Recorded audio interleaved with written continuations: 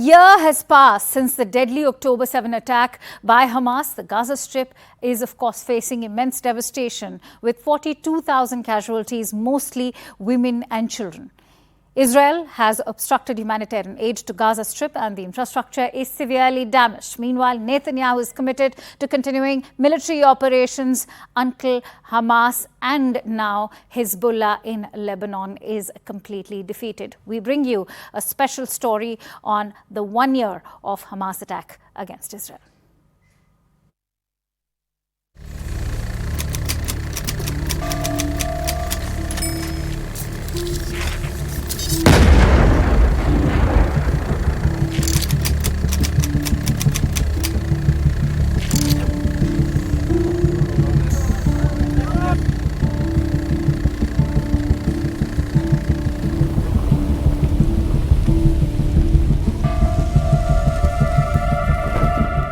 The densely populated Gaza Strip has become a symbol of death, destruction and devastation.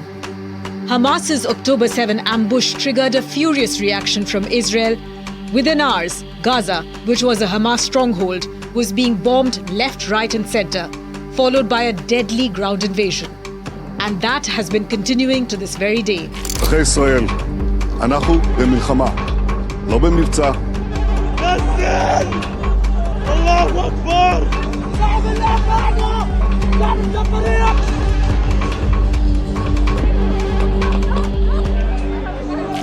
Israel's war on Gaza is one of the deadliest and most destructive in recent history. Nearly 42,000 people have been killed. A little over half of them were women and children. Today, the people of Israel are under attack. The United States stands with Israel. We will not ever fail to have their back.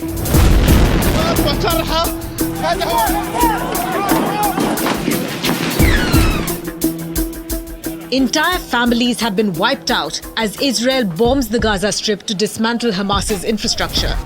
The death toll may even be higher as thousands of bodies remain buried under rubble or in areas that are inaccessible to medical teams. Many countries and rights groups are calling it a genocide against Palestinians.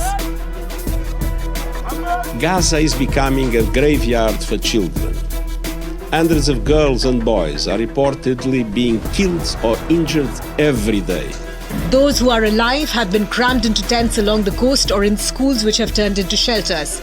But most have no electricity, no running water or even toilets.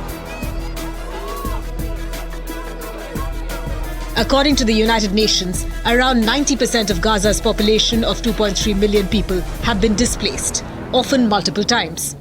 Israeli evacuation orders now cover around 90% of the territory. Aid groups have been struggling to bring in basic supplies because of Israeli restrictions, the ongoing fighting and the breakdown of law and order in Gaza. Hunger and diseases are widespread in the Gaza Strip. The war has gutted Gaza's infrastructure, which was already in bad shape after a 16-year blockade imposed by Israel and Egypt when Hamas seized power in 2007.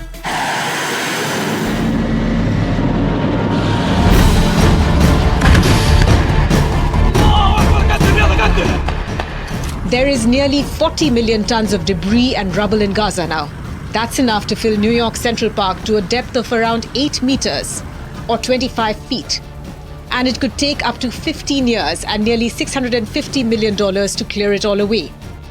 Where houses, shops and offices once stood, there are now giant drifts of rubble laced with human remains, hazardous substances and unexploded munitions.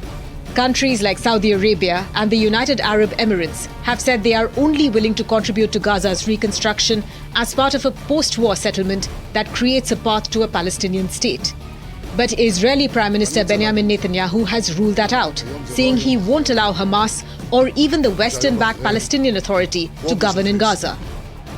The humanitarian catastrophe unleashed by Israel's campaign has isolated the country internationally. The scale of the war in Gaza has outraged many across the world. From the Middle East to the US and Europe, thousands have taken to the streets in different cities, demanding an end to the bloodshed in Gaza. The US and other allies have supported Israel's right to self-defense, but Israel has faced wide international condemnation over its actions in Gaza. The killing and destruction in Gaza has drawn some of the biggest global demonstrations in years, including in the US, which saw weeks of pro-Palestinian college campus encampments. The global outrage has not deterred Israeli Prime Minister Netanyahu. He has pledged to crush, destroy, and achieve total victory over Hamas. Until then, the war will go on. Israel says it has bombed more than 40,000 Hamas targets, found 4,700 tunnel shafts, and destroyed 1,000 rocket launcher sites in the Gaza Strip in 1 year. But now Israeli troops have returned to several areas across Gaza where they had previously conducted operations against Hamas, only to find the militants regrouping. As the Gaza war enters its second year and the devastation only increases, what is Israel's endgame? All right, 1 year on, and the IDF's focus has now shifted from Gaza over to southern Lebanon. The situation in South Lebanon is critical, marked by ongoing shelling and IDF incursions leading to over 350,000 displaced individuals. The implementation of UN Resolution 1701 is vital for peace, but the lack of commitment has already complicated the efforts. In fact, I spoke to UNIFIL spokesperson Andrea Tenetti. Listen in to this CNN News 18 exclusive. Andrea Tenetti, thank you so much for joining in on CNN News 18. First of all, let me begin by asking you about the situation on ground zero. Could you give us a sense, please? Is the United Nations Interim Force in South Lebanon also concerned for the safety and security of the UN troops? Yes, the situation in South Lebanon is highly concerning. The shelling is ongoing and has been going for days. Of course, has been going on since last October, but the last few weeks there has been an increase in the firing and also IDF incursions inside Lebanese territory. So this, of course, is highly concerning. All our contingents are inside our bases, inside our positions. Monitoring capabilities have been we have not been able to monitor the area as much as we want to, because for the safety and security of our troops, it's important to stay inside the bases. But we are doing whatever we can in order to provide also information to the Security Council and to New York in order to get more information about the situation on the ground right now. But definitely the situation is very concerning, and we are doing whatever we can to de-escalate the current tensions. Andrea, with your monitoring capability at the moment, can you confirm to us the extent of Israeli incursions inside Lebanon?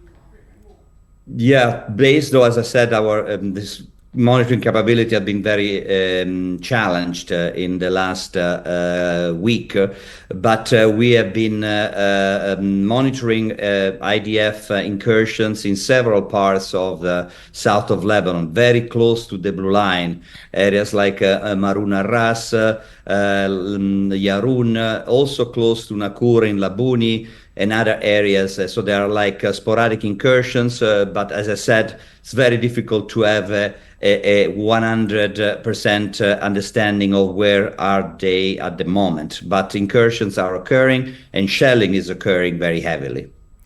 Andrea, the current Israeli assault has triggered a mass flight from southern Lebanon, where more than 1 million people have been displaced and over 1,000 people have been killed in just the past 2 weeks.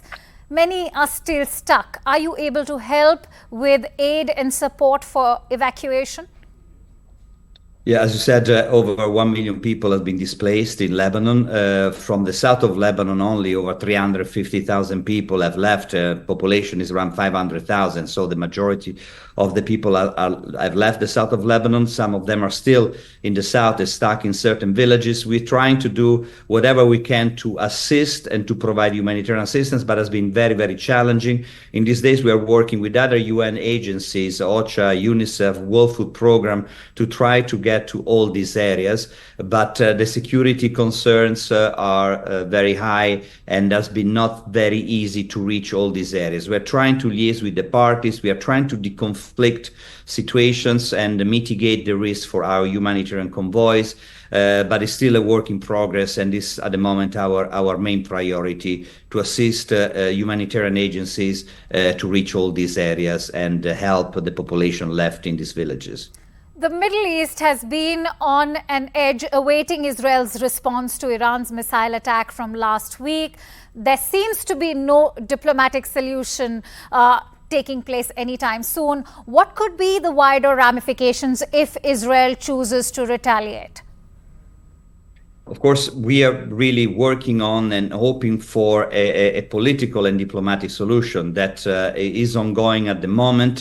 It's important that that should be the priority for the international community, to find a diplomatic solutions. And the solution should be, is there actually. The solution is the implementation of 1701, the resolution that has been heavily challenged in the last 12 months. But the main elements are still very valid, like full deployment of the Lebanese army to the south of Lebanon, make the area south of Lebanon from the Litani to the Blue Line free of weapons, only Lebanese army present there, prevent and not having air violations or land violations inside Lebanese territories, and work on all the outstanding issues along the Blue Line, a border that does not exist. So the commitment from the party is there. They have reiterated their commitment, but we need implementation. And the commitment is not only with words, but also with action. At the moment, we do not have it.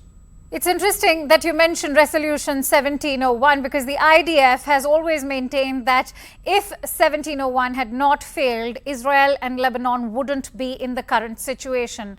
As 1701 was supposed to ensure the disarmament of Hezbollah as well as the demilitarization of the region, which is of course south of the river Litani and is located about 20 miles from the Blue Line. What's UNIFIL's stance on these claims?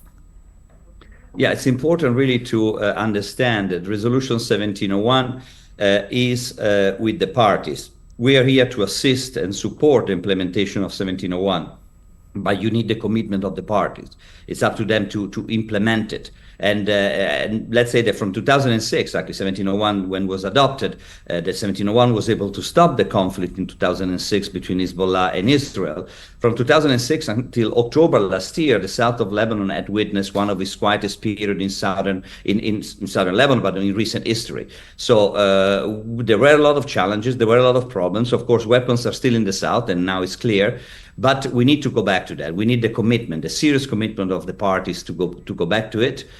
We are here to support it. The international community is also ready to support it. But we need, at the moment, the priority is to stop this ongoing conflict and go back to a diplomatic and political solution. There is no military solution to this conflict. My last question. The U.S. State Department has said that the Hezbollah is now willing to support ceasefire negotiations. Is only an indication of how it is battered. Is it the end of Hezbollah? What is the sense that you're getting from the ground? Of course, the situation is very, very fluid right now, and the information that we are getting are also very